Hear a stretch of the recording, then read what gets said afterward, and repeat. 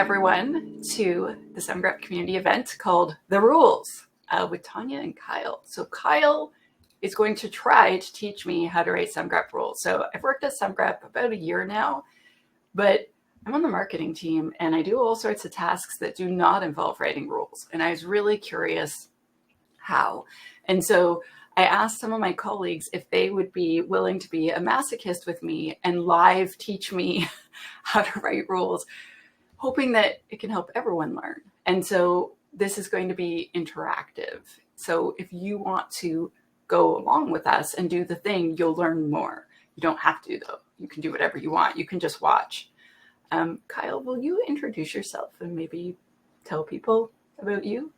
Sure thing. So I am a security researcher on the supply chain team here at Semgrep. I'm also the author of CramHacks, which is a weekly software supply chain security newsletter. Also a lot of just general open source security research.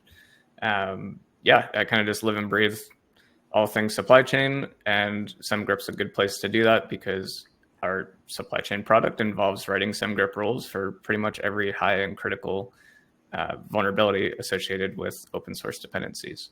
So if we get to it, some real world examples I hope to go over with Tanya and the crowd here, which is basically our typical workflow of writing rules when new CVEs and security advisories are published. Nice. So I forgot to introduce myself. So I'm Tanya Jenkin. I'm the head of community at Semgrep. And I'm also a nerd that's just very excited about the security of software. I wrote a book about it. I've made courses about it. And I run the Semgrep Academy. So if you like this, but you want a more structured version, we have multiple courses in Semgrep Academy, and everything in Semgrep Academy is free. And so still loading the stream. I will figure that out. So Kyle, did you want to share my screen or do you want me to share? Do you want to share or do you want me to share? What do you think is easier? That's a good question. It might be best if you share your screen in the playground environment, and then I can kind of like direct you on what would be best to go over. Okay, so I'm going to share a link to the Semgrep playground to everyone. So if everyone could come on over here, I am going to share my screen. Playground Semgrep. I'm pressing the button. There we go. So there, awesome. And so I'm not signed in. Do I need to sign in? You don't need to. I believe you should have access to all the same features.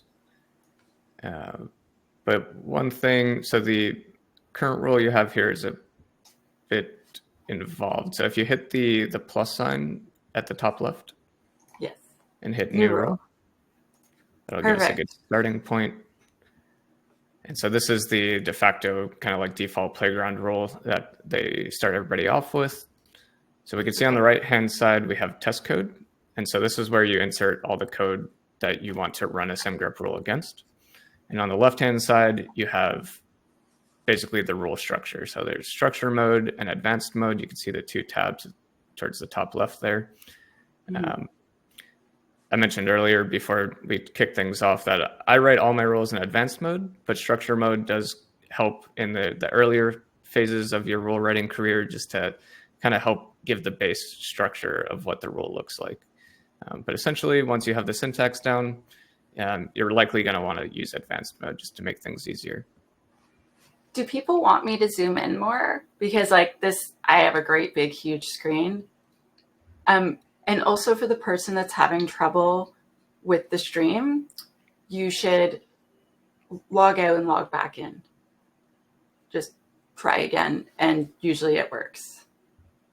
Zoom is preferred. All right, so let's there. How's that? One more, or is this good?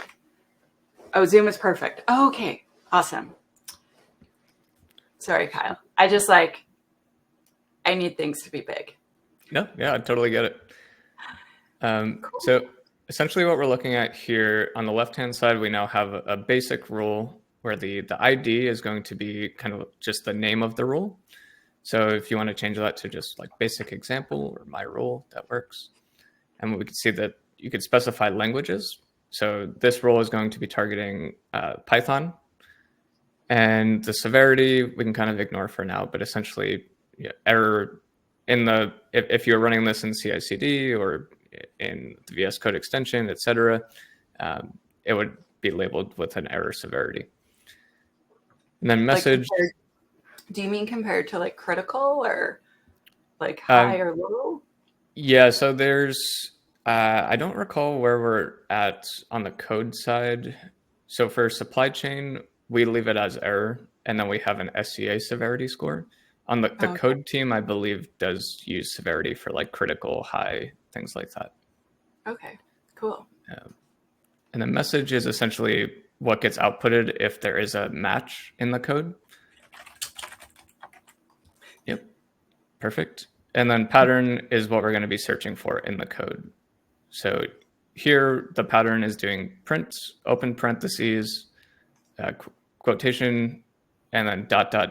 And so that ... is what we call an ellipses, which essentially means anything. So it's looking for any print statement that has anything inside it with quotations. So if you hit run in the bottom right, we can see how this executes against the test code.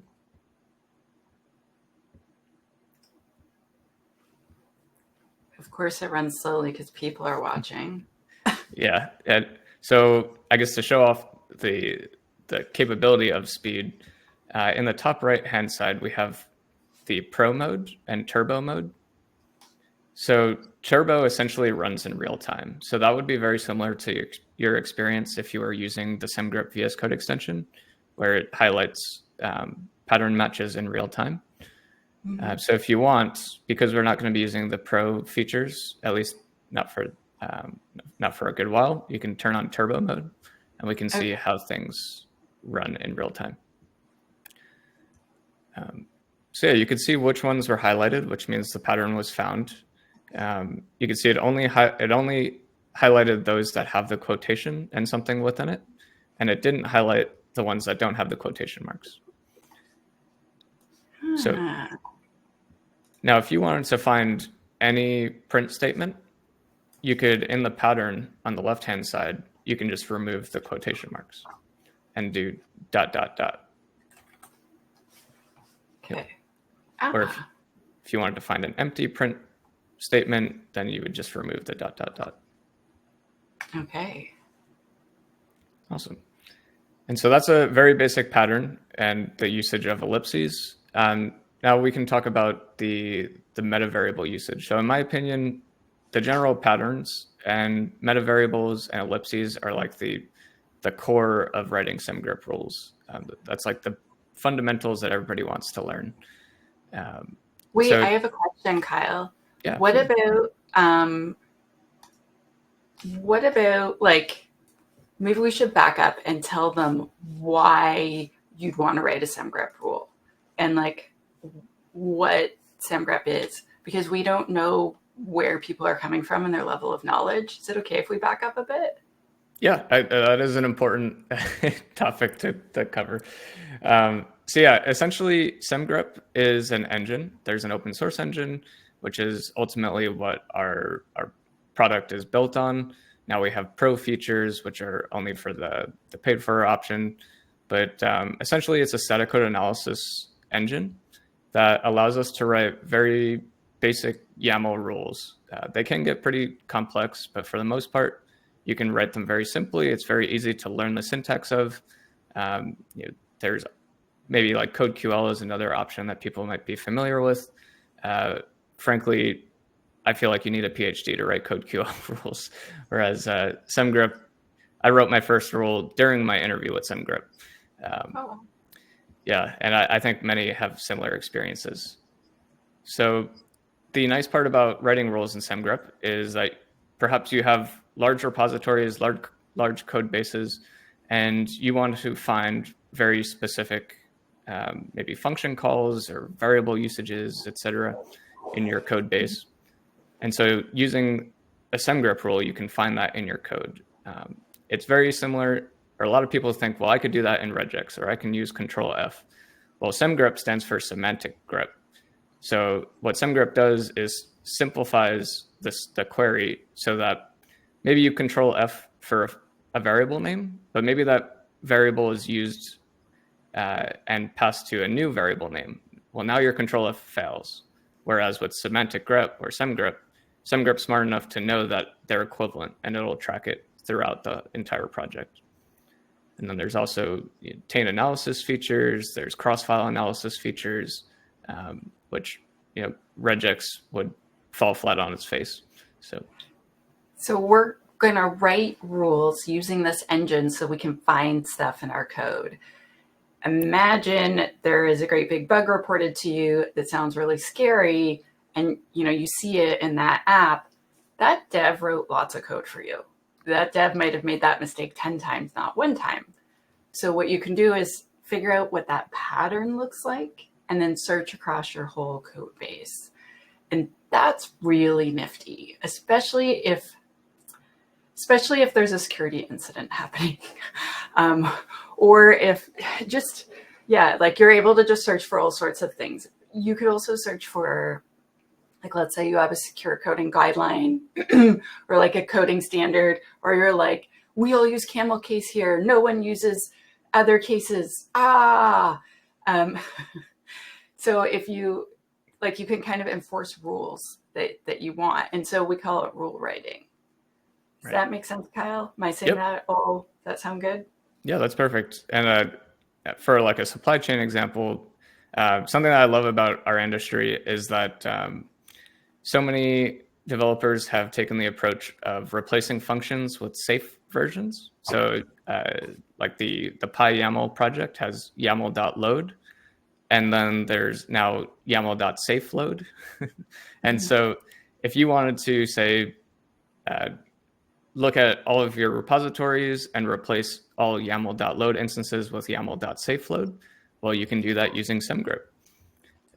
Hey, we have a question from Bram. Can semgrep run fully on premises, asking for a friend who's very paranoid and protective of his code secrets and stuff? Yeah, so using open source semgrep, you absolutely can.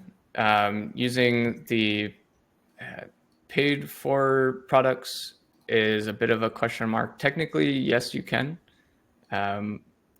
There's some work you have to do, unless you have like enterprise licenses. There's some agreements made there to help people do it on-prem or locally.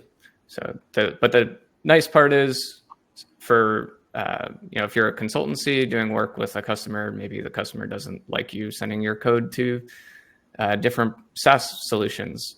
There are ways to run it locally. So it is an opportunity for the tinfoil hats out there like myself.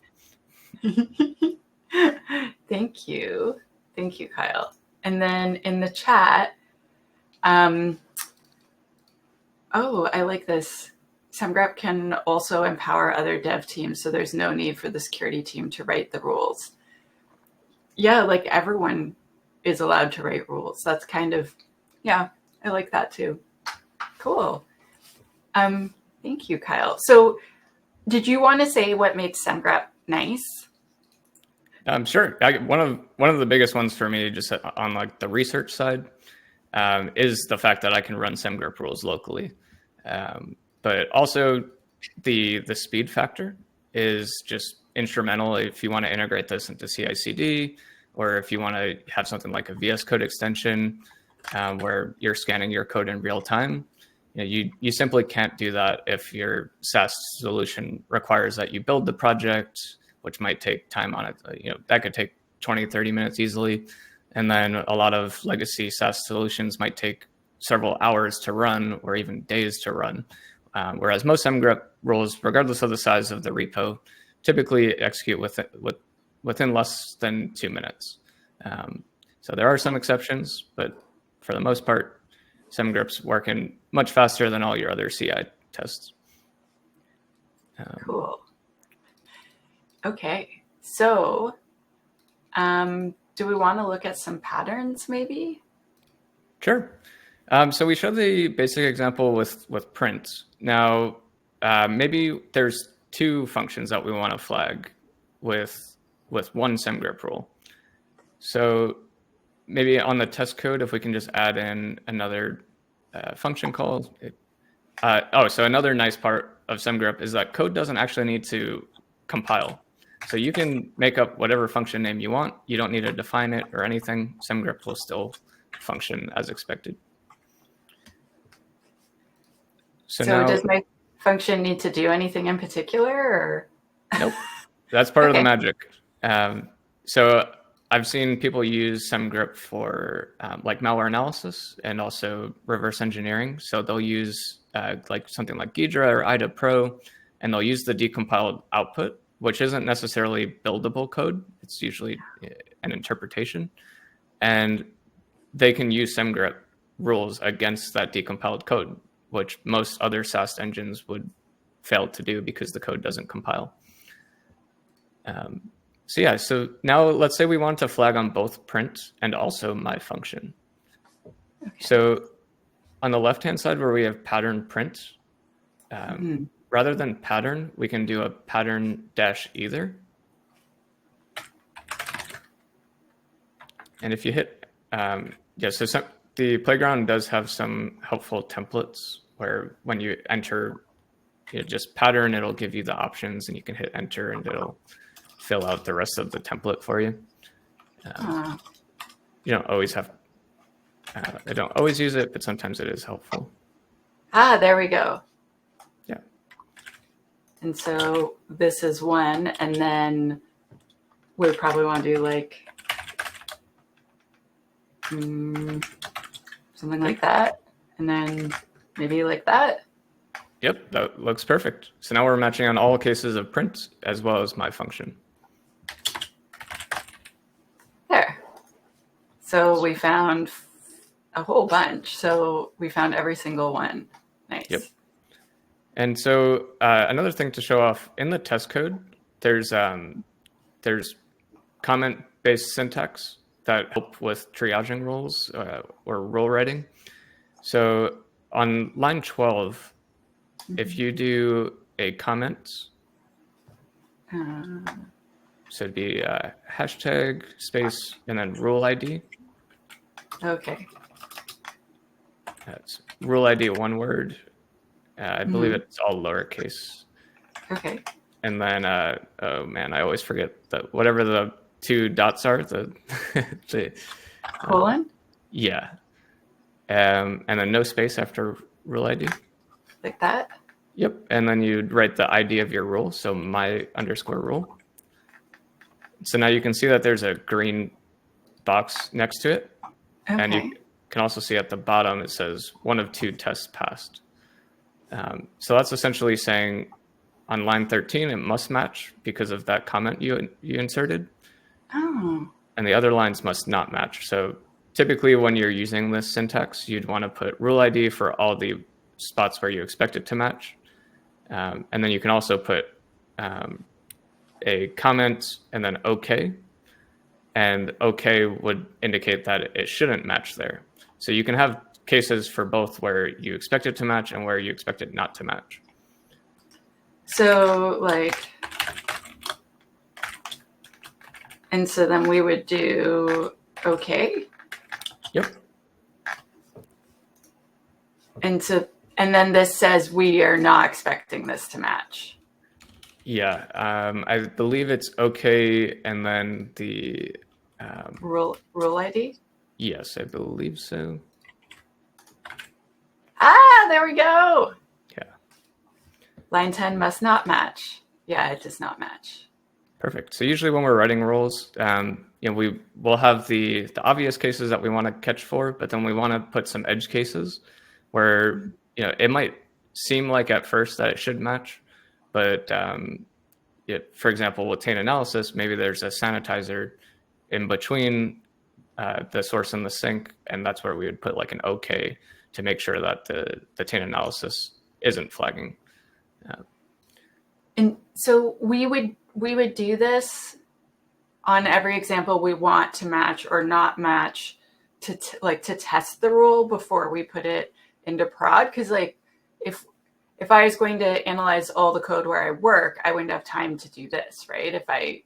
So what is the purpose of us doing the labeling so the green thing comes up? For testing the rule? Yeah, exactly. It's primarily for testing. Also, like if you're going to publish to the public Semgrep rule repository, it's really helpful for our researchers to evaluate the rules before we merge those into the repo. Nice. Awesome. Okay, what's next, Kyle? Yeah, so I'd love to show off meta variables next. So if we get rid of the pattern either and just go back to that print. So just go back to pattern and then delete this part. Oops, I can do this. Okay. Oh, thanks for all the help. Okay, so we're doing better. And now this fails. Yes, you might need to toggle onto Pro. Oh, there it goes. Just needed a second to buffer. Okay, so now we're back to matching on just print statements, but now we have the concept of a meta variable. So maybe we want to evaluate what's within the print function. So when it's being called, what parameter is being passed to it? Mm-hmm. So in our pattern, where it currently has the ellipses, the ... we can change that to a $sign and a capital in all caps. You can name a meta variable essentially whatever you want, but for this example, yep, that works. So now we have a meta variable that's going to be defined as my var. If you wanted to see what it's being set to in your rule message, this is a little bit of a hack, but Okay. so after Semgrep found a function, you can put the meta variable. So perfect. Like that. And now you can see in the matches in the bottom right, at the end of the message, it tells you what the meta variable is being set to. Okay. And so it does not find the other functions, and it does not find, it doesn't find this one because there's two variables. Exactly. And there's no variable here, so it doesn't find that, but it does find this one. Oh, because why does it find that one? So ellipses will cover anything, including quotation marks. It could be an int, it can be a string, it can be a Boolean. Ellipses is really the catch-all, except for empty. So ellipses doesn't capture empty, and it doesn't capture if there's I should also say a meta variable is essentially an ellipses. But this one has print, and then it has double quotes, and then the ellipses. And so the ellipses could be a variable, but it's still like, can we have double quotes around a variable? Like, does that, like it says it still matches the pattern, but am I understanding this correctly? Yeah, I think so. So the meta variable is being set to quotation ... quotation.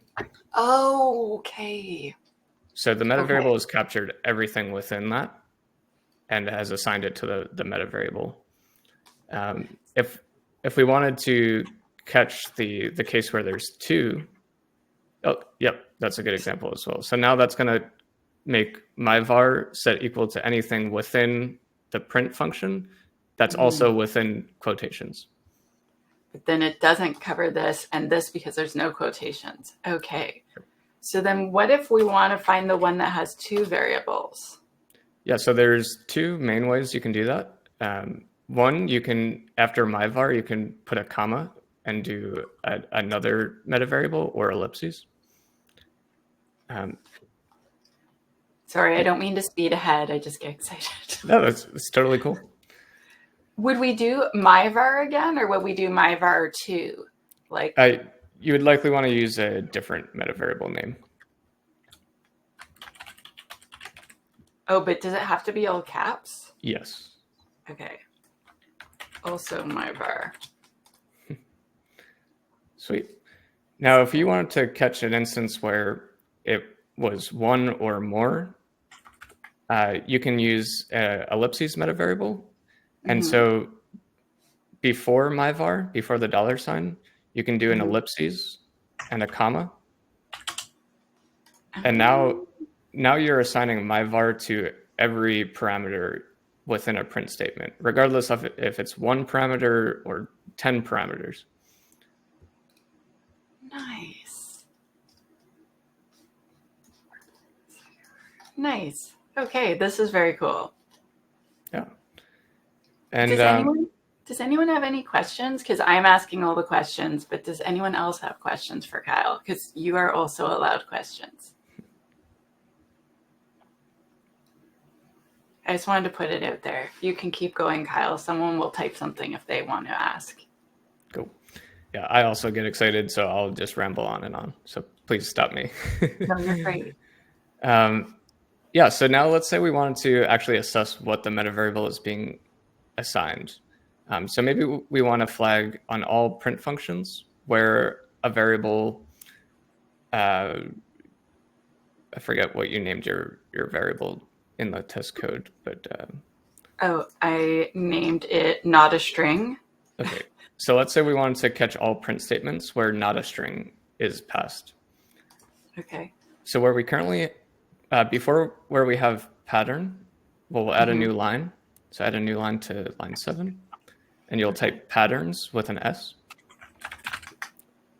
And cool. Yep, perfect. Now just indent. Oh, I did not mean to do that. Sorry. There's no Control Z in the playground.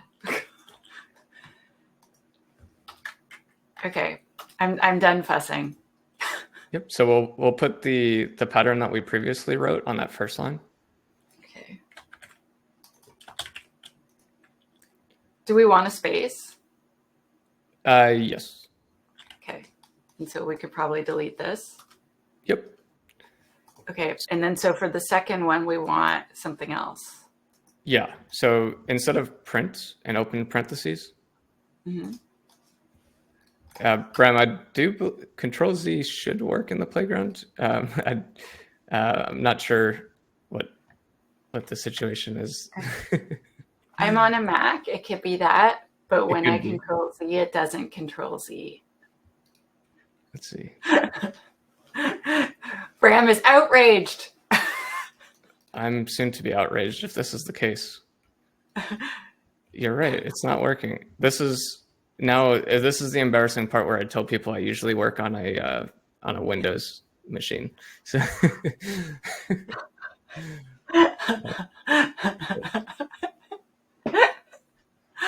it's fine. The comment does work though. So like command / will comment lines of code, which I always thought was a neat feature. Oh, nice. So yeah, now with myvar, so now we can write a pattern that just focuses on myvar. So instead of having a pattern here, we'll have dash, and then you could type meta variable. Sorry, we'll want to get rid of the pattern before this. Oh, okay. Okay. So meta variable. Yep. And meta variable dash pattern. Ah. Okay. So then the meta variable is it that? So here you'll put the name of your meta variable, which is myvar. Okay. Oh, we want myvar because we're looking for myvar? Yeah, so we're going to be writing a pattern that targets the myvar meta variable. And then we are looking for not a string, or are we looking for anything? Yeah, not a string. That sounds good to me. Incorrect type, expected string, YAML return. Should I put this in double quotes? You shouldn't have to. Let's see. If you get rid of the quotes and then just go to pro mode and try running there. Curious if we get the same error. There we go. So Semgrep found not a string, no test assertions. So why did it work in Pro and not Turbo? I suspect if we turn back on turbo mode, it would work. So sometimes as you're writing code, turbo mode is fantastic. It's super helpful when writing rules. It's not perfect. And so typically I leave turbo on, but as you're writing the rule or updating the test code, it might break the functionality of turbo mode. So you just have to toggle it off and back on. Or usually if you give it 10 or 20 seconds, it auto buffers and fixes it. Cool. Very cool. Okay, so now we've found not a string. What if we wanted to find anything underscore var? Is that a thing we can do? Anything underscore var. Are you so we can find this one and this one. So like let's say we have variables. I worked somewhere and all the programmers had quit before I got there, so I had to like pick up all their old code, and one of them was named Nicole, and she named every variable Nicole 1, Nicole 2, Nicole 2. And I was just like, if I ever find this lady, I have some questions. Yeah, she also named her functions Nicole 1, Nicole 2. Oh, man. I hope she's not listening, although it would probably be pretty fun. If she is, I have questions. I have certain gray hairs named after her. But like, what if we wanted to look for all the things like where underscore var is the end? So like, let's say we're doing a whole bunch of math, and so we have a bunch of variables where it's underscore loan because someone's taken a loan or something. And so we want to find all the variables that have like that in it. Is that a thing we can do? We can try. I think it needs to be the full. So if we use meta variable pattern, I believe it needs to be the full name of the variable. Okay. But maybe if we just got rid of string, so it's just not a. Yeah, so that's not going to match. But maybe if you put an ellipses after the A, still don't. So comma like that? No, just be just the ellipses directly after A. Maybe a space after A. Okay, yeah, I didn't have high confidence there. The good news is that you can achieve this. So if we change meta variable dash pattern to meta variable dash regex. And then this would be regex. Yep. Pattern regex or meta variable regex. I think you have it just with regex. That should do it. Missing property regex. YAML schema search meta value with. Yeah, I think that's just turbo mode being turbo mode. If you go back to pro, that should be fine. Run. Yep. No test assertions. Yeah, so if we got rid of the plus and ... and just left it not A. Oh yeah, that's probably smarter.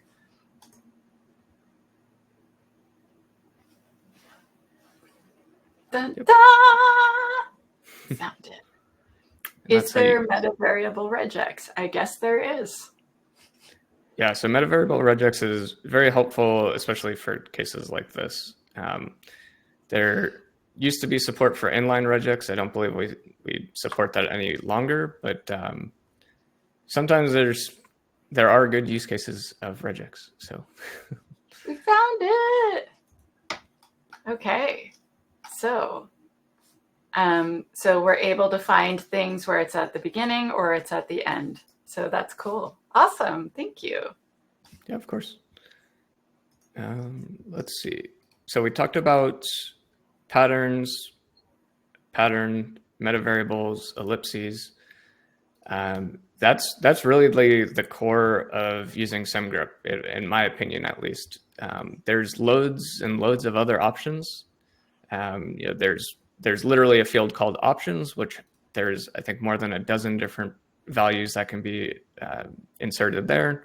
Maybe you want to validate constant propagation. Maybe you want to look for maybe you want to use an ellipses, but you want to set a max span. So maybe you only want to look at the next 10 lines as opposed to the rest of the file. And you can set that using options. You can do implicit return. There's so many different options there. Is there a way for us to see those? Yeah, so there, I can throw the link in the chat here for options. Oh, thank you. And so, yeah, there's a lot to go over there. Typically, when you run into an issue trying to write a rule and you just can't figure it out, I encourage most people to just go to the community Slack and ask. And then somebody there likely has consumed this options page far longer than I have and has an answer on what option would help you get to the result you're looking for. I'm going to put copy invite if people want to join the community Slack. Awesome. And then now I will go back to work Slack and continue to ignore it. Okay, so now we have this pattern, and let's stick with that Nicole example. So if we go back to not A on the meta variable regex. Oh, wait. Oh, like put it back. So not, oops, I have to spell not correctly. It works way better then. Yeah, okay. Perfect. So not A is going to be our Nicole for this example. So you want to get rid of all of those weird variable names, right? So in Semgrep, we have the Autofix component, which uses the fix label. So after the regex line, so on line 12. On line 12, okay. Yep. If you backspace one time. And then type fix, colon. And now you can type what you want to rename that variable to. Would it just replace not with is or is it going to replace the whole thing? I'm kind of hoping to find out. I don't have a perfect answer right now, but let's see what happens. Let's see. Okay, so not an int and not a string, Semgrep found. So if you, if we accept this. Oh, so it just changed it to isa. Yeah, so unfortunately, this is going to replace also the print line, I believe. But if we updated the patterns, we would be able to just narrow in on the meta variable and update just the meta variable. But similarly, if we wrote this pattern to just find not A, if we got rid of like the print pattern, then we can just update that variable name throughout the entire project. So if we removed this part of the pattern, or if we went like this, so we're looking for my var. Yep, that looks good to me. Okay. Well, that will actually that might work. Let's find out. Let's see. Run. So not an int, and Semgrep found it. Autofix print isa. Yeah. So that if you hit autofix, it shows the line that would be the fix. And so now print isa. Sweet. Okay. It worked. So this is a perfect case, like I mentioned earlier, with the YAML load versus safe load. So you can write a pattern that just is quite literally would be a one-line pattern for YAML.load, open parentheses, ellipses, close parentheses, and then you would add a fix, and you would write essentially the same thing, just YAML.safe-load, and it'll replace all the YAML.loads with YAML.safe-load. So is it like that, or is it one word like that?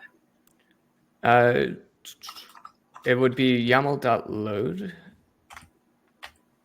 But for this case, I wouldn't use regex here. I would just use a pattern. So if you get, and so then we could just do this, like just look for that. yeah, exactly. And then we can just fix it. Yep. And so then we don't need patterns. We just need pattern like that. Oh. Yeah, you could if you got rid of line 7 and then. Or what if I went like, stop helping me, Semgrep. Like that? Yeah, perfect. And then you'd want to open ellipses. Open parentheses and ellipses. Wait, where? Like that? Yep. And then, so to say it's going to be a function, do we need that though? Another good question. As much as I write Semgrep rules, I still have to trial and error a lot.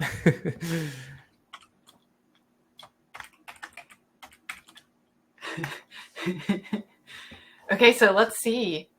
Shall we run it? Sure. I think safe load is technically safe _ load, but not a big deal. Okay, so let's do that then. So I'm going to run it again. And it's like, Tanya, make up your mind. Right. I forgot the fix is going to be explicit. So it's trying to actually insert just ... instead of hi. Okay. Maybe if we got rid of the parentheses like you were suggesting. So like, what if we just did that? And is it going to then replace the whole thing? Because it might replace the whole line. Oh, look, the autofix includes hi. Sweet. And I'm going to accept. And then now, safe load. Dun, dun, dun. Go us. This is great. So that's actually essentially, a lot of my talks have been talking about secure defaults, secure guardrails. So secure defaults, this is super impactful if there are known libraries that you want people to be using instead of their insecure or unsecure alternatives. Yeah. So there are lots of, as a person who is writing a book right now, I'm writing my second book and it is about secure coding. And there's a lot of like, don't use this function. It's old. There's vulnerabilities or there's risk with it. Use this newer one that's safer. And I have like lists of those. And I would totally want to go, you can also write autofix tests, not in Playground, but locally. What's an autofix test? That is probably something I should know. I don't have an answer. I don't know, Michael, if you want to shed some light on that, that'd be great. But I feel like that would be a thing you would want to do is like if you know that there's a function that's not so good and that there's a preferred one, having it catch that. An example from myself from years ago. Oh, let's see what Michael says. Semgrep scan autofix can be used to automatically apply. Oh, nice.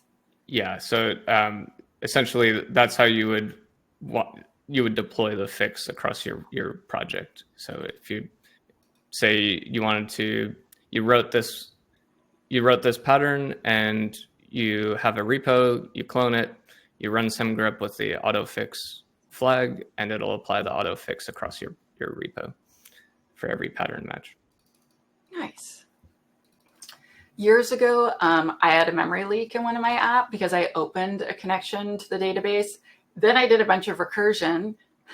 Then I closed it, but I didn't close it. And I had like an off by 1 in my loop. And then every time people went there, it opened more connections that weren't getting closed. And so from then on in .NET, we used something called using. And basically the app wouldn't compile if you didn't close the using. But the app still does compile if you open a connection and never close it. And so back then we could have just gone across our whole code base and been like, from now on, there's no db.open. it's always, and like replace it with using, even if you just find all of them and change and like swap them out. But being able to auto fix it's like pretty, it's a pretty sweet deal. Yeah. So essentially, exactly what you just described is how our team uses Semgrep internally. Every time we run into like maybe CI tests keep failing because it's a frequent user error.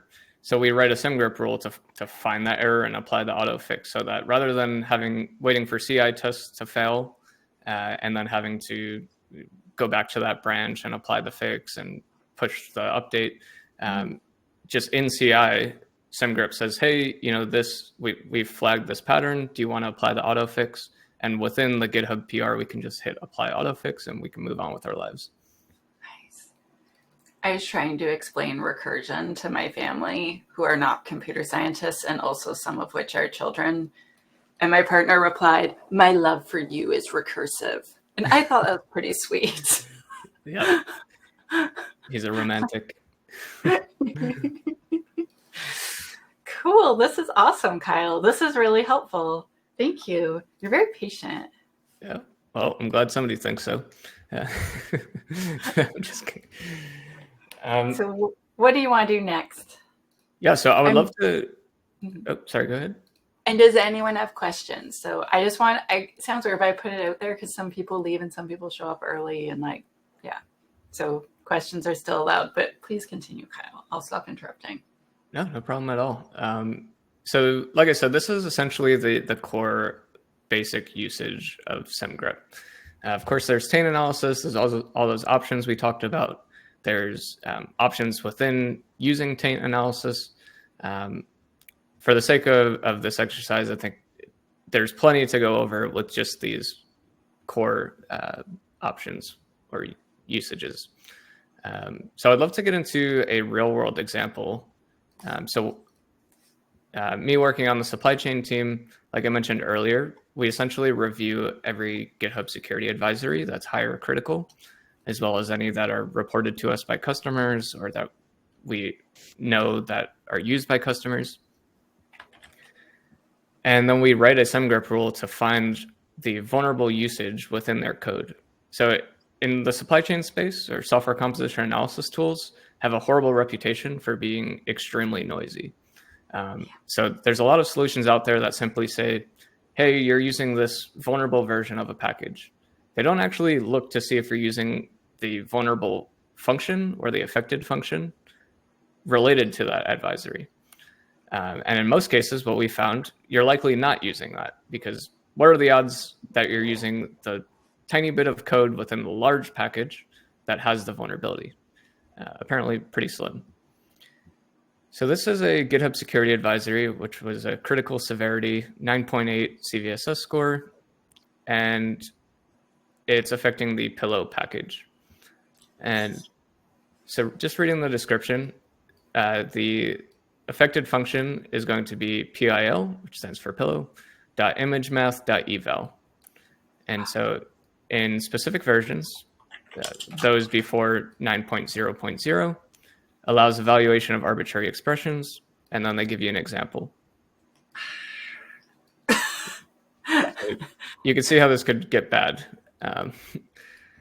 And so if we wanted to write a Semgrep rule for this for our customers in the supply chain product, do you have a rough idea with what we've gone over so far and how you would find this function? Let me think. So we would want to have a pattern, and I guess this would be the pattern, right? Yeah, that could be it. And it's a function, but that's still a meta variable, right? Like the name. So a meta variable can be the name of a function or a variable. It can be, but you do have to, in order to use a meta variable, you'll need to assign it to something. So right now, within your pattern, you haven't assigned myvar to anything. Oh. I'm not saying that you need to, I'm just saying if you wanted to use a meta variable. Oh, okay. But we don't need to have a meta variable. Exactly.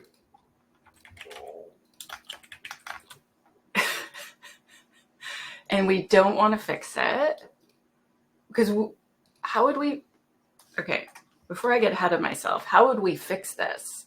Because what we're looking for is to see if you're calling the thing you shouldn't call, right?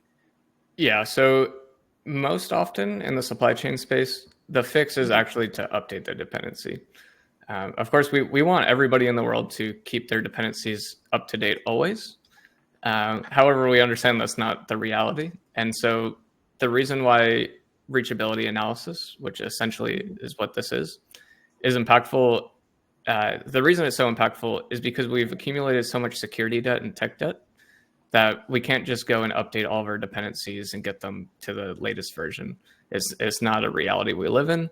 And so with reachability analysis, we help prioritize which dependencies to update. So if you found this vulnerability and you were using this affected function in your code, you should probably go ahead and update that dependency if possible.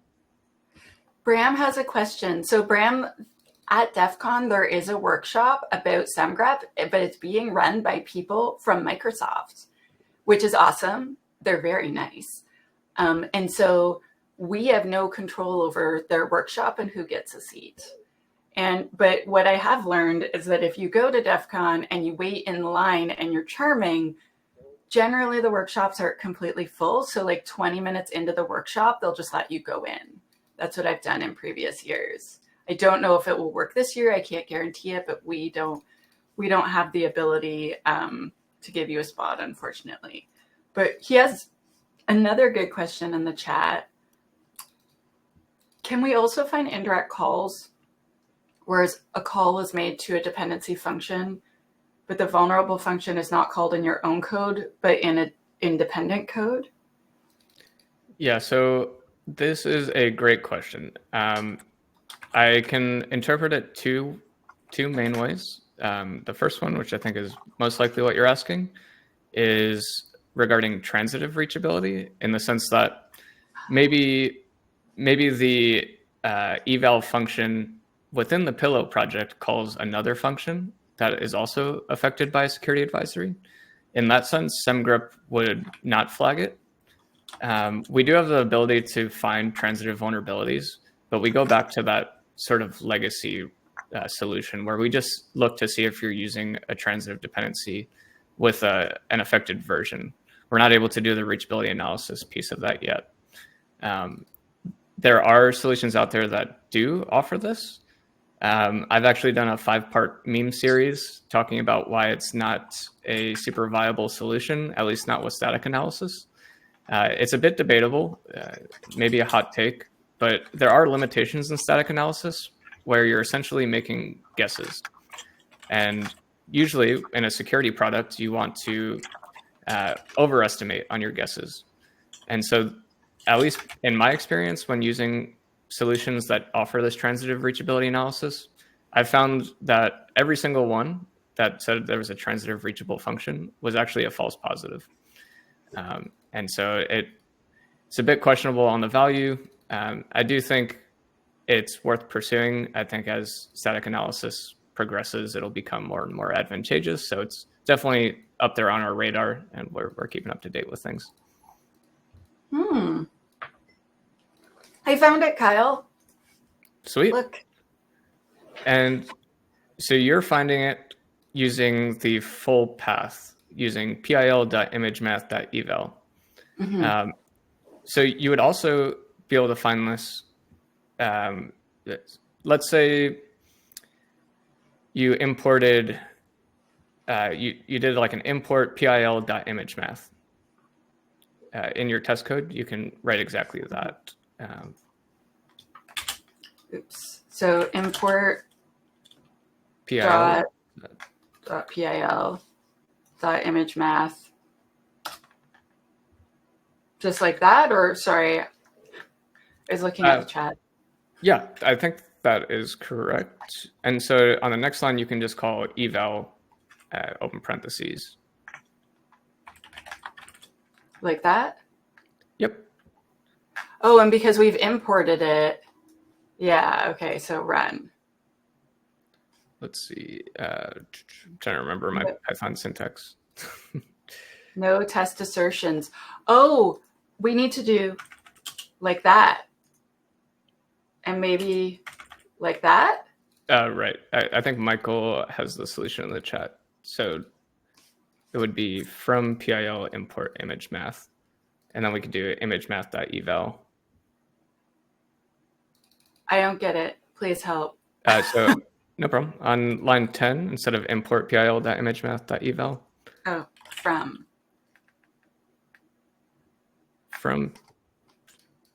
And then after PIL, you do space import.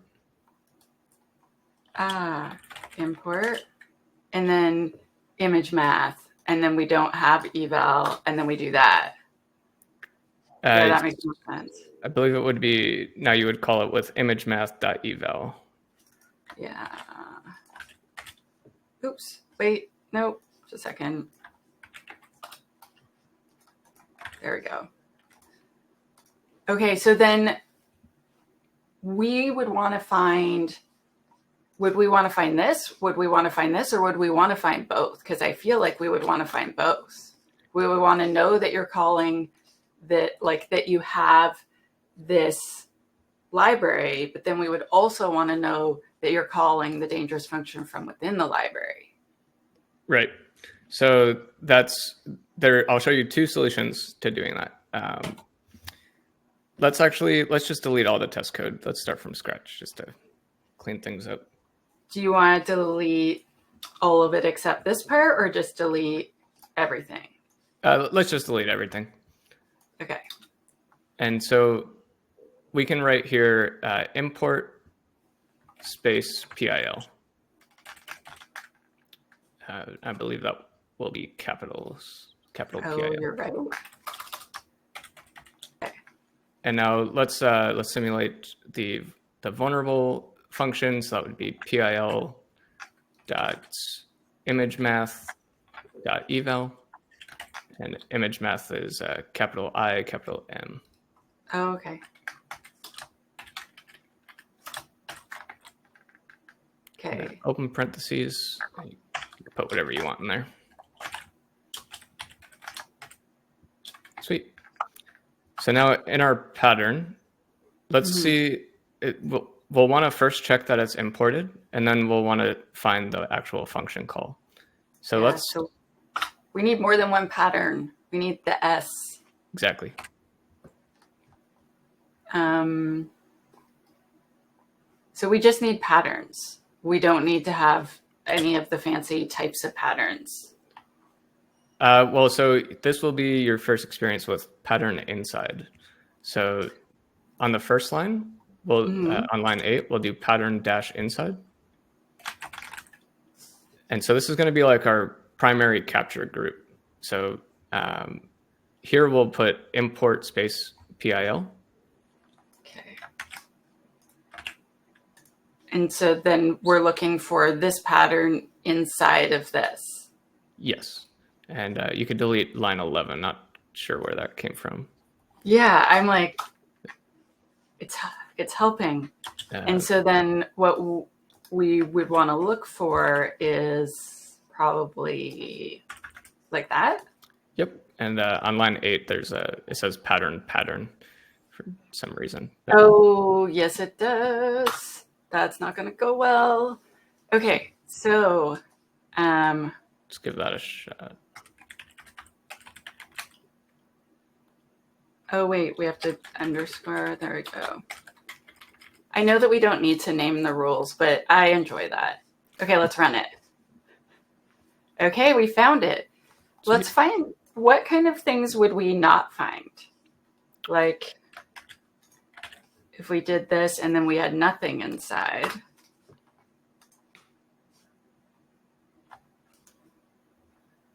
Ooh, it's thinking a lot. Okay, so it found both.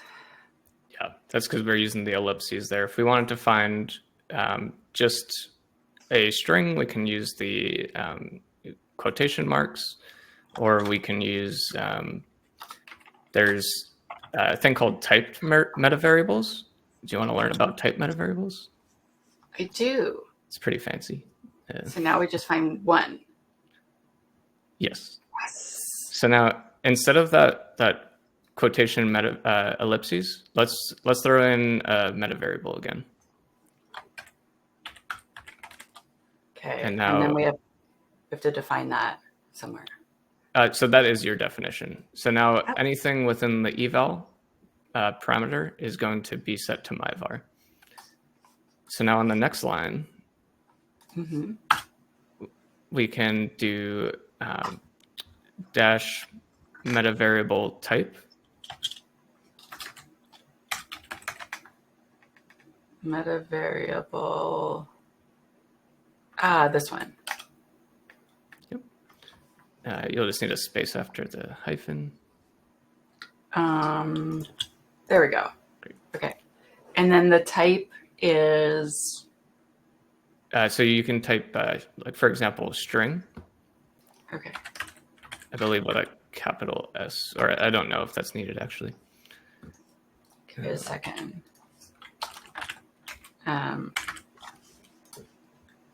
Okay, let's see what happens. So I think you need to specify the meta variable. So yeah. How do I do that?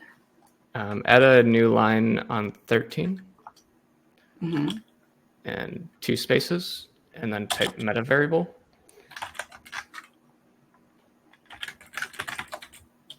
Yep, exactly. Okay.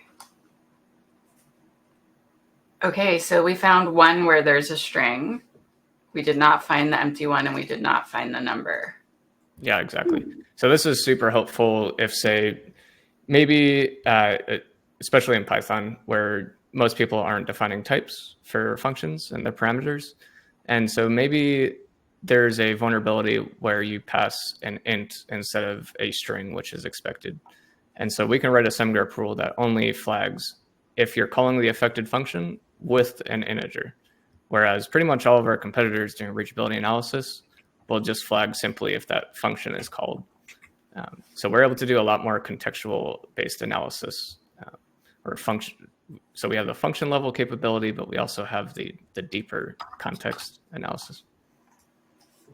So we can look for if it's an integer. So, and then we do int. Can we do Boolean? Yep. Is it bool or Boolean? I believe bool. It's weird that it didn't accept integer and it only accepted int. No, does not like. I think in Python true is capitalized.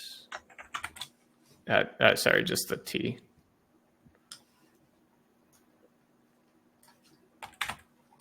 Yeah, there we go. The syntax highlighting. Cool. Let's try this. Yeah, I was about to say, I'm curious if that works. It doesn't look like it. Let's try 0. Nope. Okay. I'll take it. Yeah.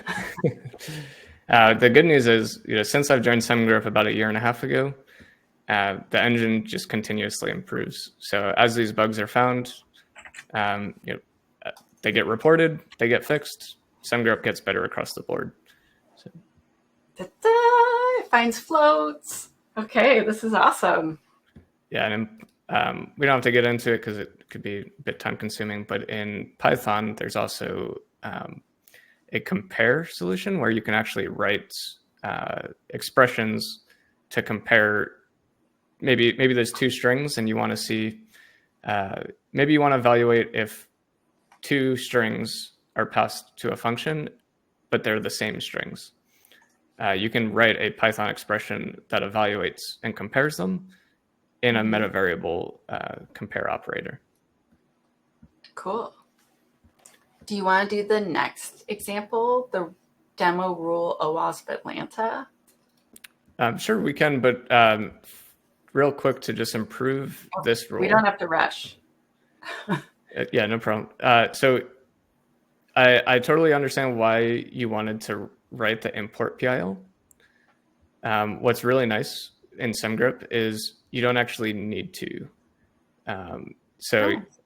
You could technically get rid of the import PIL and you can you can just use the fully qualified function name. So if you got rid of that whole pattern inside, the rule would still work as expected. Okay, let's see. Ooh. And the reason why this is important is there could, of course, be multiple functions named eval. But we want to make sure that the eval that we're flagging is imported from the PIL package. So Semgrep's smart enough to know that because we gave it the fully qualified name, it's smart enough to know that it's import pil.imagemath.eval. Why this is important is because if we changed line 1 to, well, so in order to do that, we'll need to do from PIL on line. From where? So on line 1 of the test code, Mm-hmm. it'll be from PIL import image math.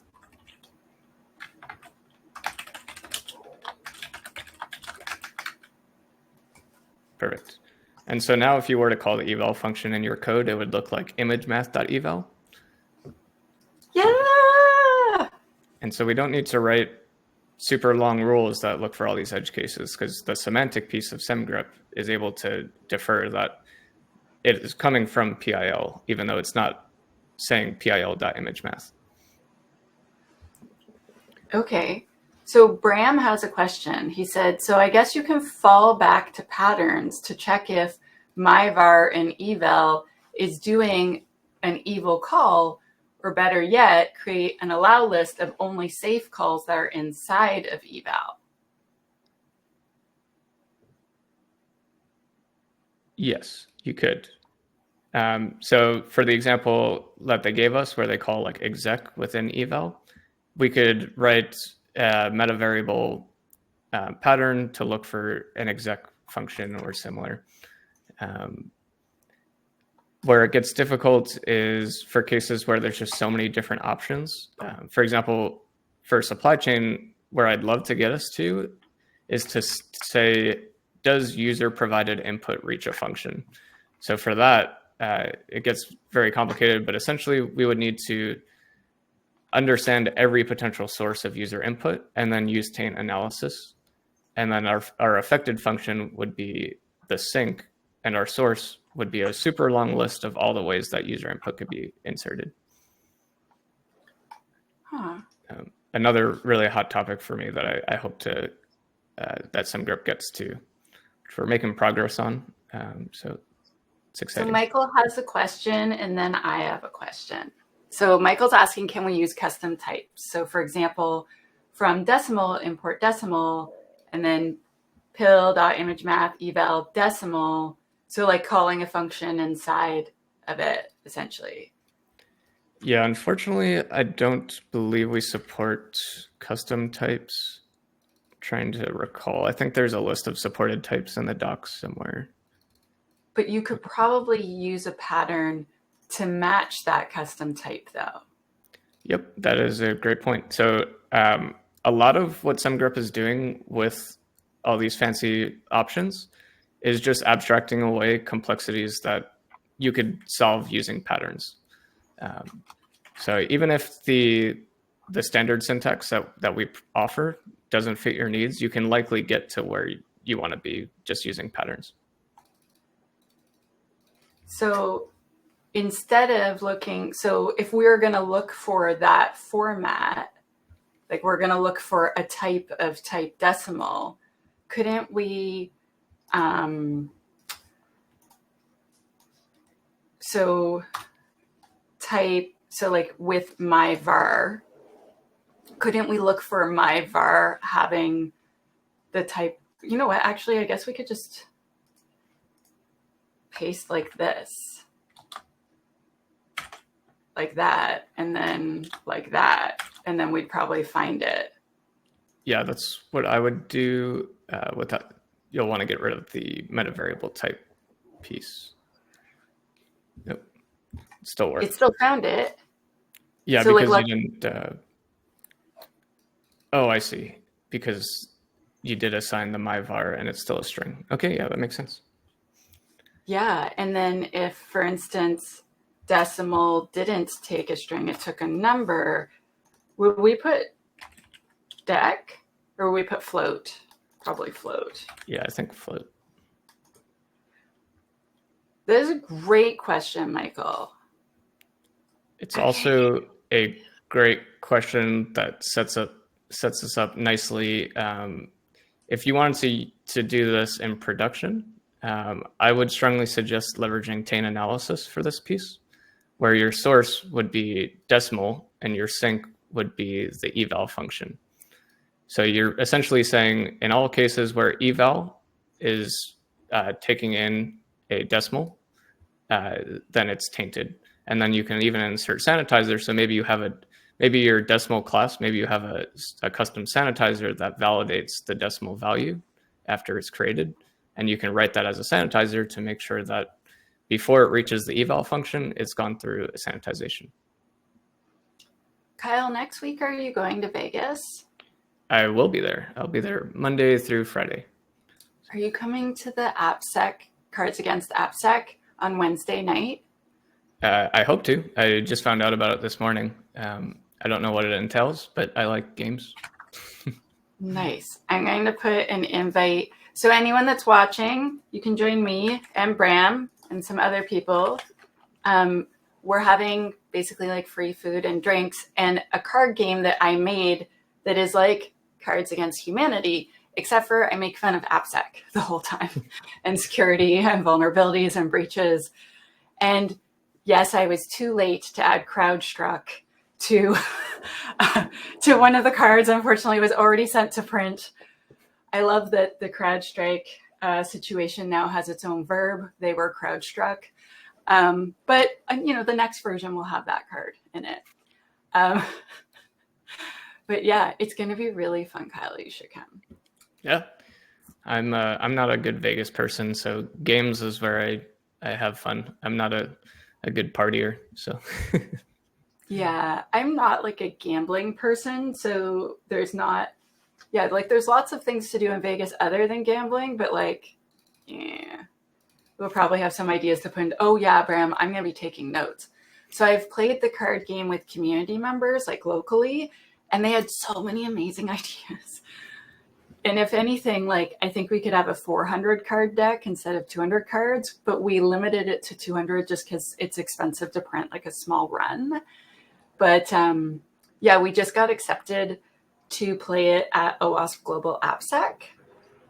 So they're going to hold a 2-hour letting us just play the silly card game and make people laugh on the Wednesday. And so we have to print more cards. That's awesome. 200 cards. That's a lot more than I was expecting. That's how many cards there are for a standard Cards Against Humanity deck. Wow.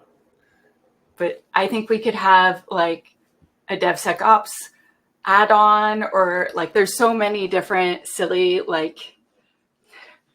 there could be, I have a lot of ideas, but I'm try to contain yourself, Tanya. The hardest part of making the game was grammar. We had really funny ideas, but then it wouldn't fit with another card. And so grammar was the hardest part, making sure the cards would fit together grammatically. Yeah. But yeah. One of the cards should be eval. But anyway, I digress. Okay, back to the examples. Yeah. Well, so now I'm thinking would you be interested in turning this into a Taint rule?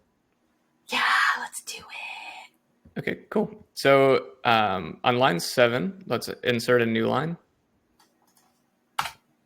Before that. So right before patterns. Okay. And so it's going to be mode Taint. Yep, just like that. And so we can take the pattern that we wrote. This one. Yep, and we'll put that. That'll actually be the sink. Oh, this will be the sink? Okay. Yep, but we'll get rid of. Yeah, we don't need that. Yep, and we can also get rid of the my var. Okay, do we want to put ellipses or just leave it? Yeah, we could put an ellipses. Okay. And then this, sources. Yeah, so here we'll put decimal,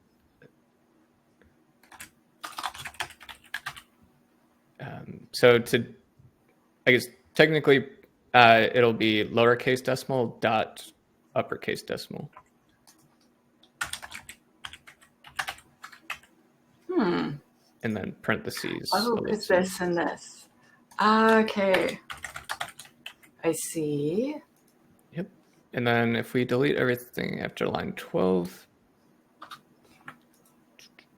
sorry. So it's hyphen pattern, then so before decimal dot decimal, you just need to write pattern. Okay. Like a new line? No, on the same line. So it's hyphen space pattern and then decimal. Hyphen space pattern. So hyphen space pattern, colon, and then decimal? Yep. Rule, YAML, 4 problems. Tanya, you suck. Okay. And then same thing on the sync. Okay, so. Yay! Let's run it. Sweet. Matches, line 5. Sweet. And so what's cool is you can click on data flow in the matches. So in the bottom right. Bottom right. Up just a little bit. Oh, there we go. And it tells you where the source came from and how it flows to the sink. Oh, that's very helpful. Yeah. And so now, what if there was a case where instead of passing decimal directly, maybe decimal is assigned to a variable? So on line 4 in the test code, let's create a variable. It can be called anything, and set it equal to a decimal declaration. So decimal declaration? Yeah, so decimal 0.00. Oh, okay. Like that? Yep. How do we declare a variable in Python? So I've never really coded in Python. You just did it. That's basic Python. That's why I love it. Is it almost feels like English to me. So now we have a variable named anything, and it's set equal to a decimal value. So now what happens if we instead of what we have on line 7, maybe we do imagemath.eval and then anything. Yeah. Okay. Dun, dun, dun. And now then if we do data flow. Yep.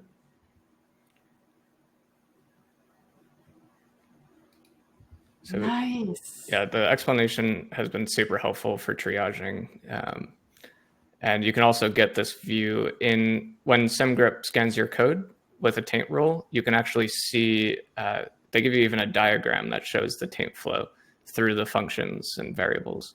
So it's super helpful. Because most people understandably don't want to take a Semgrep finding with 100% truth value. And so one of the highlights with Semgrep for me isn't that we have less false positives, although that's true. My favorite part is that we give you so many tools to triage quickly and evaluate whether or not it's worth fixing yourself. Although I'm not a developer, I understand the frustrations of being told what to do by a security tool, and I don't like it. So I would rather you give me the tools to figure out myself and make that decision, as opposed to you telling me exactly what needs to be done. Okay. Well, this is awesome. Yeah, so that is a very basic Taint rule. There's a whole other world of options just for Taint, where maybe you don't even want to explicitly look for whether you're passing a tainted source to a sink, but maybe you want to check that any variable or function that the source touches flows to a sink. So that's like an indirect Taint analysis, which can also be very helpful, especially we recently found that it's extremely powerful for C. So in C, oftentimes you use a struct, and you want to just assume that a tainted source function that touches a struct, then also taints the struct. So that in that case, it's extremely beneficial to reduce noise. So why would someone choose to use taint mode versus not using taint mode? That is a good question. A large part is the sanitizer piece. So if we wanted to add a sanitizer, like I said earlier, maybe we have a function, and we can add it to this example. So maybe after line 5 in the test code, we can add a simulated function. Oh, sorry, line 5 in the test code. So where we define anything, maybe on line 6, we have a function called validate, and we pass anything to it. And should we do that, or I don't. We validate and put the value back in, or should we say not anything? I'm trying to remember in Python specifically. I don't know if you need to So I believe a sanitizer doesn't need to necessarily return the value again, and so you could leave anything, I believe, and just call validate anything. So like just like that. Yeah. And so validate will maybe validate simply just checks to see if it's a valid decimal. If not, it returns an error. So it's not going to return the actual value of anything. Like, wouldn't we do something like that? Like, because if it fails the validation, wouldn't we not want to continue?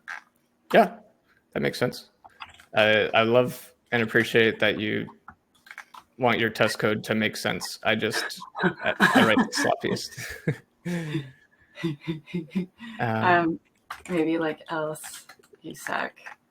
Print, you're cool. Wait.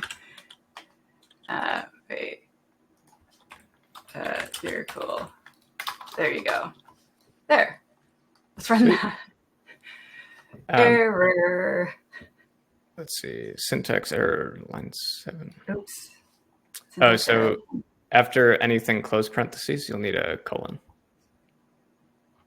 Like that? Yep. And same thing on the else. Awesome.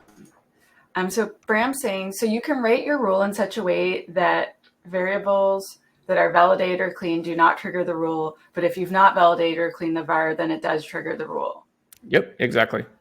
So that's a primary benefit of sanitizers, whether it's a library that sanitizes it, or a lot of people might have an internal sanitizer that developers would get very frustrated if you write a taint rule and are just saying anything passed to this function is a security issue. It's like, no, we've specifically dedicated time to writing the sanitizer that ensures whatever we pass to it is safe.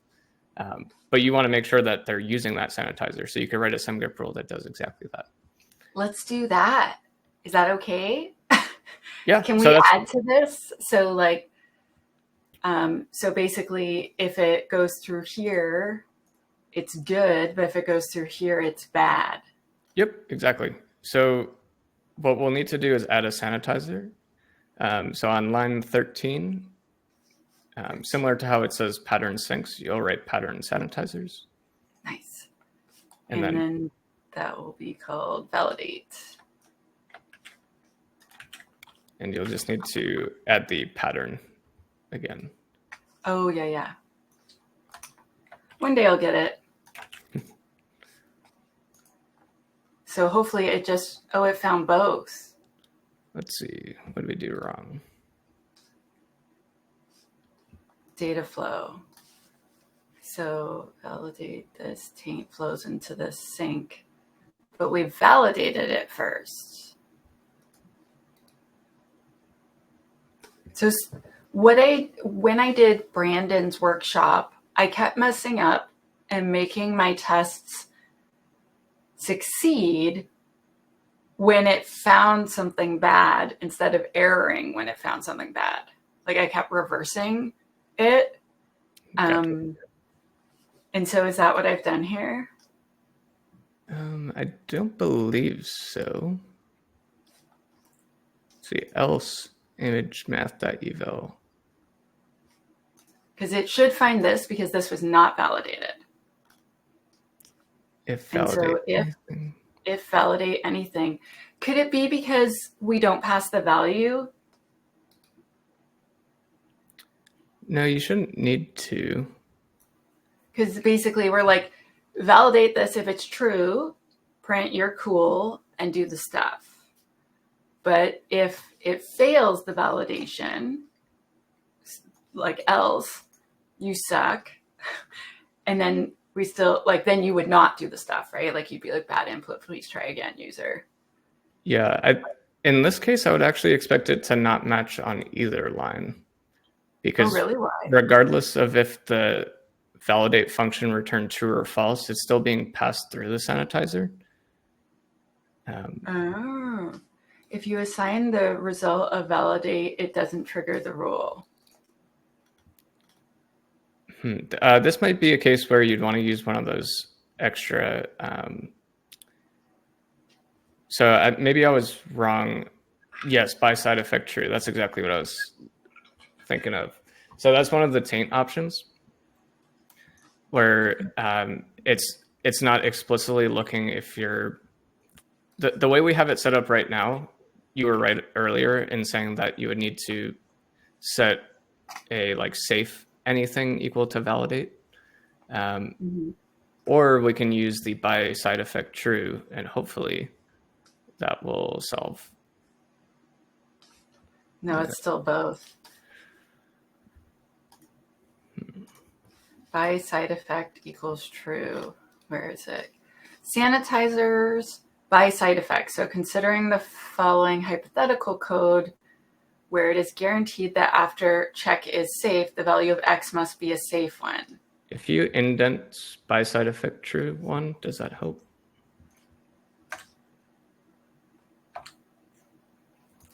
Oh, yes, that makes more sense because we're telling it, hey, this is where it is.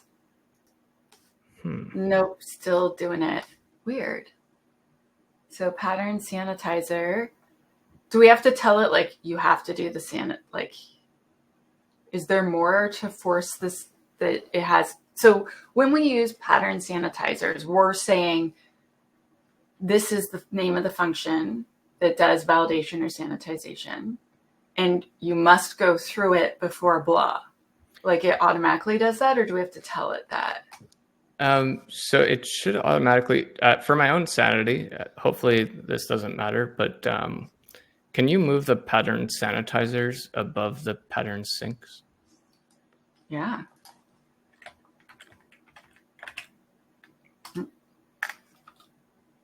Oh man, what have I done? There we go. Yeah. That shouldn't change anything, but it just, my own sanity. You never know. Okay, so why? And if we click on data flow, that might help us triage a little bit. So data flow. So it's not catching the sanitizer. Yeah. Let's name the sanitizer something else. So let's name it validate me. Just in case, like the doc says you have to use patterns instead of pattern. Oh. Should be able to use pattern.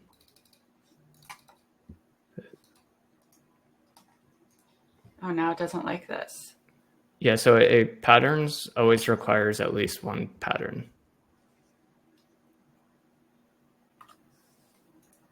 Oh, wait, the doc says you have to use patterns instead of pattern and the sanitizer's block. So would it be patterns sanitizers or patterns, like where's the S go?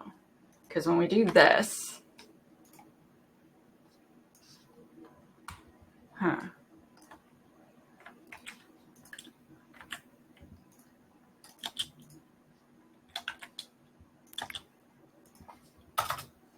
Oh, what if I think we have to use this meta variable.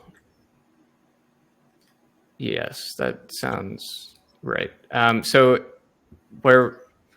Oh. if so we can get rid of the validate me, or just use validate. Oh, I changed it to validate me. Okay, perfect. So then on the next line, in the parentheses on validate me in the rule, let's make that a meta variable. Oops. Oh, And Bram, then, is that working in your example, or is that just the syntax is working, Bram? because I definitely, yes, copy and pasted from the docs page. Huh. Okay, So let's just copy. I am comfortable with this. yeah, I mean, the syntax makes sense.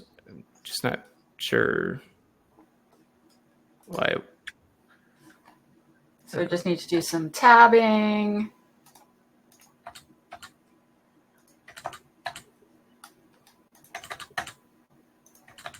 You'll need one more indent on pattern and also on line 13. Okay. And then we'll just add the me part. Okay, let's run this. No, it's still doing both.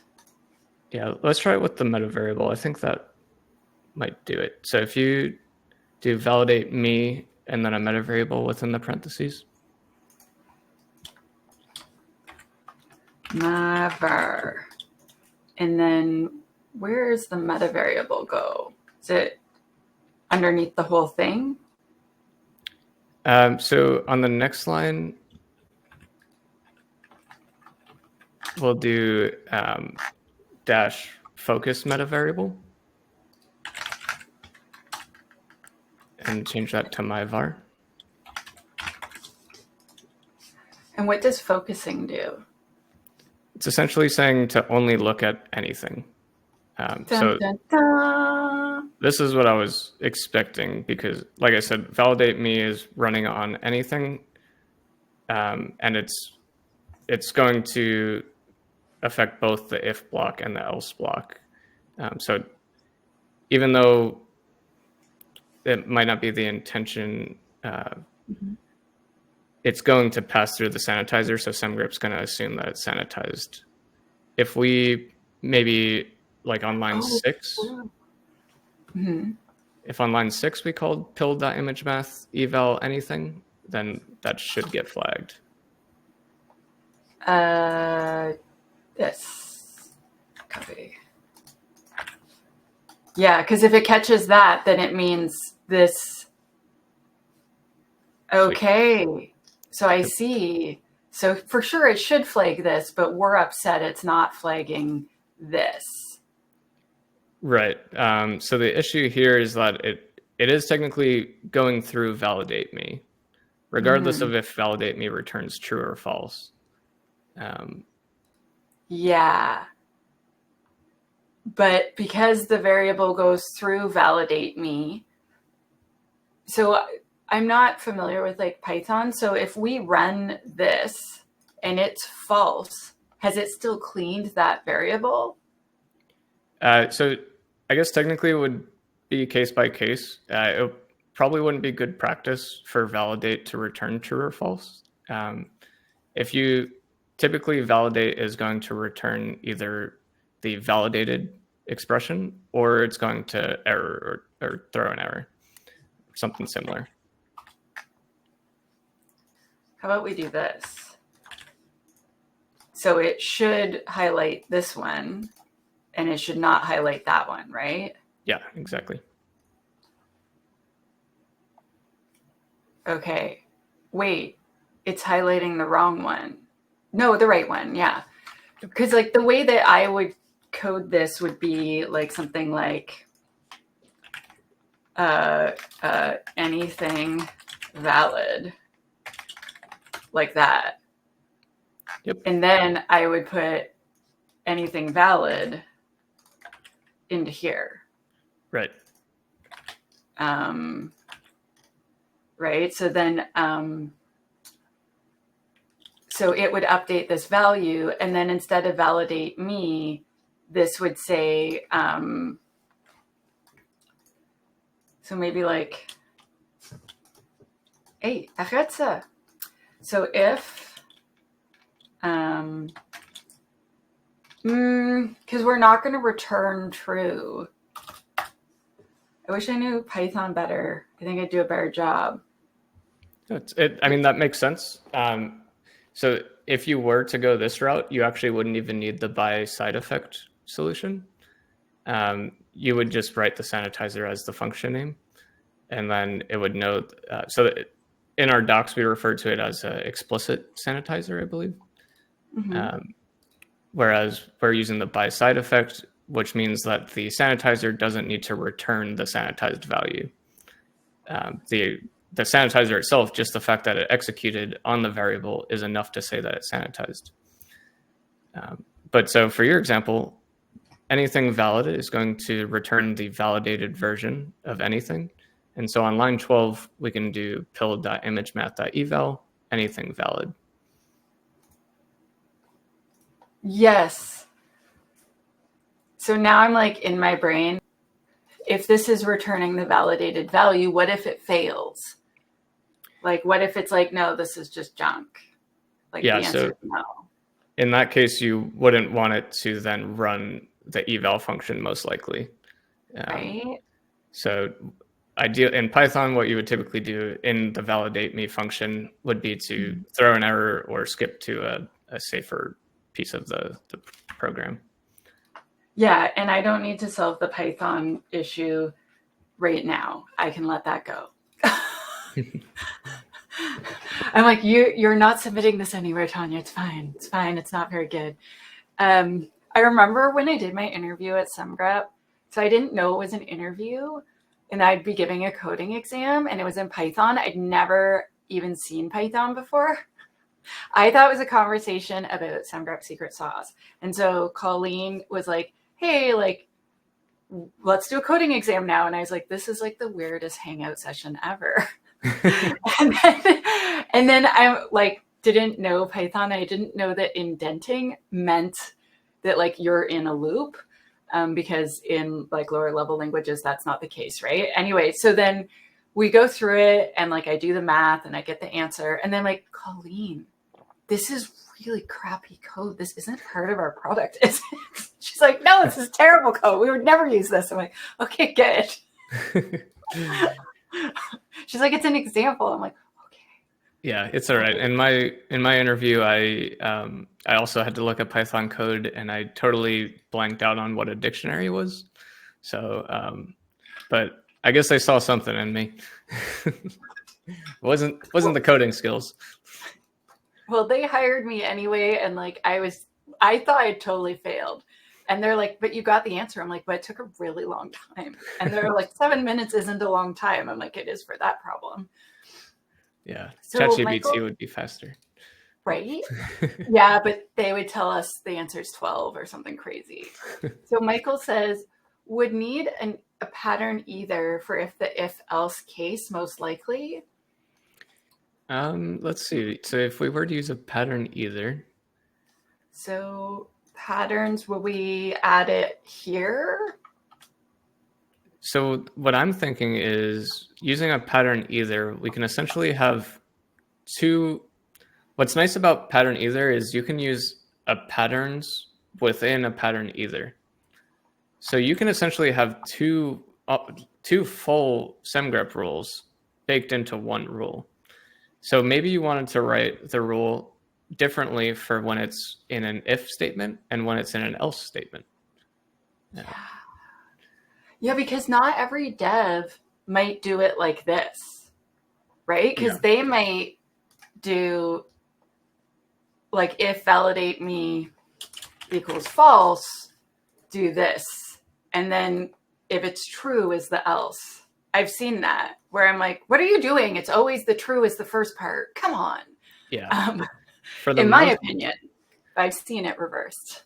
Yeah, for taint analysis, it's maybe, I can think of some edge cases, but for the most part, it's likely not necessary just for the sole fact that if you have a sanitizer, if a function is intended to be a validator or sanitizer, you likely then don't want to go ahead and use it if it returns false, right? Mhm. So that would, hopefully people aren't doing that, but they may be. I have seen some crappy code, Kyle, and I'd like to pretend right now that I have never written any code that's crappy, but that's not true. Yeah, I get it. I'm in that same boat. And the nice part of using Semgrep is, like, my favorite part of working at Semgrep isn't even necessarily how it's used on the security side. It's how it's used for unintended purposes. I spoke with somebody who was trying to use it similar to like Yara, often used for incident response. It's like, well, can we use Semgrep to do like semantic log queries? Yes. That would be pretty neat. That's a thing that I wanted to do during Hack Week. Like, if we could look through logs and, like, what if we could use SemGrep? What if we could use SemGrep to look through all the code where we should be logging stuff and we're not? And the fix is adding a log, like log whatever happened. Yeah, And that's then, awesome. because we know what the logs would look like, then we search through those to see anomalies in action. Yeah, just even that single piece adding logging, that would be, I would use that for sure. It's my least favorite part of coding, is even though it's copy paste, I always forget about doing it. Let's do it next Hack Week. Yeah, sounds great. I think it'd be an awesome added feature. Like, Semgrep thinks you should add logging here. Mm-hmm. I'm on board. Come on, buddy. So, cool. We actually did an internal event where if you wrote test cases, you got like a fancy cup, which I have mine right here actually. So Nice. that could have come in handy as well for writing test cases. It's like, Semgrep thinks you should have a test case for this function. I think that'd be really cool. Using the engine for lots of different things is like valuable. Yeah, there's just so many crazy, awesome ideas. I appreciate that we've narrowed down into SaaS, supply chain, and secrets. But yeah, I would love to have more time to go beyond that. Luckily, being that the core engine is open source, we have the pleasure of seeing other people using it for purposes that they find handy. So yeah, like I've heard of a lot of red teamers using it, and that's what the Microsoft workshop is about at DEF CON next week. It's how the red team at Microsoft uses Semgrep to validate their findings. Nice. I've heard of that a lot, actually. A lot of pen testers have told me that. Because proving that they're wrong and showing them where to fix it is like the next step up in awesome sauce. Hi, Bram. Okay, so we are near the end of the time, and I feel like if we start a new topic, we're going to not have enough time. And also, my boss planned a meeting for right after this. Obviously, that is not the time to plan a meeting. Silly boss is not checking my schedule first and seeing, like, obviously my brain's going to be empty, but that's okay.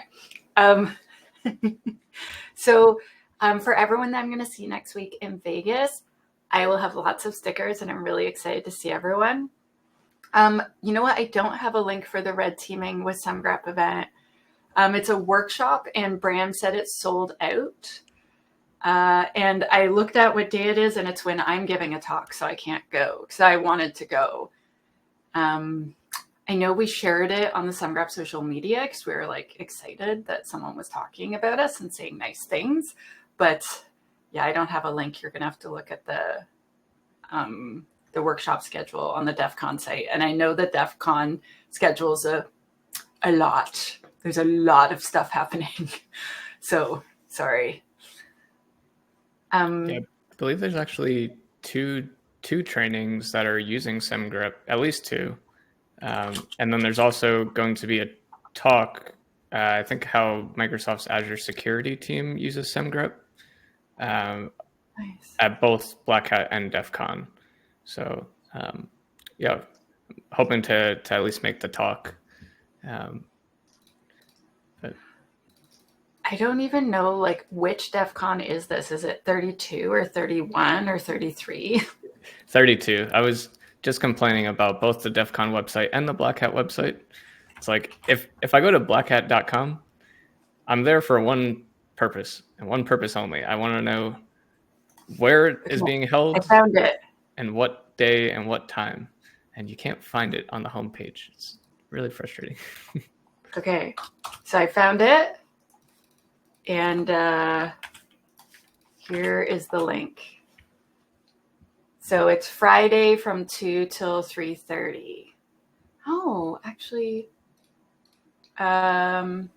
maybe that's not the only. Yeah, that's the only one that says Semgrep in it. So But that it says that it uses all sorts of tools. That doesn't seem like it's the one. No, yeah, that's not the one that's by Microsoft. That's one of the organizers for OWASP San Francisco, I believe, or maybe B-Side San Francisco. He's doing a comparison on reachability analysis and SCA tools, and he included Semgrep in that analysis. Maybe I'll just look up Arjun. I don't see him. So here's the one with Arjun. How did you find it and I didn't find it? I got lucky. Cool. We'll follow Kyle's link and don't follow mine. I mean, you can go to both. Okay. And so then when is that one? That one is Thursday at 9 for DEF CON, but I believe they're also at Black Hat. But that's why I can't make it, because I am giving a talk shortly thereafter and I wouldn't be there in time. I remember it's an honor and a pleasure to speak at conferences, but sometimes I'm like, why is this really cool, awesome other talk at the same time? Because then I can't go. And I realize that sounds very whiny, but there's just so many other like amazing speakers and I want to see them. Yeah. Anyway, cry me a river, Tanya. It's on the other side of Vegas and you don't want to walk in the 120-degree heat. Yes. So when you're at like a small conference and there's 2 tracks, you can run from one to the other, right? So I could go and see like the first 45 minutes of an hour talk or something and then run and go do my talk. There's no way I'm going to risk something like that in Vegas or DEF CON where it's just so ginormous. Usually I spend like an hour just figuring out where my talk is and then I won't leave because there's so many lines. Like I remember I finally got into the AppSec Village and like, I'm like, no, I'm not leaving because look at that line. I'll never get back in. And like, I know I can go to the front and say my talk is now, but like, I just get really anxious.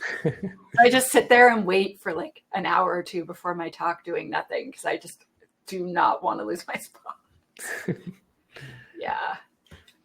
Okay. Well, thank you everyone so much for coming.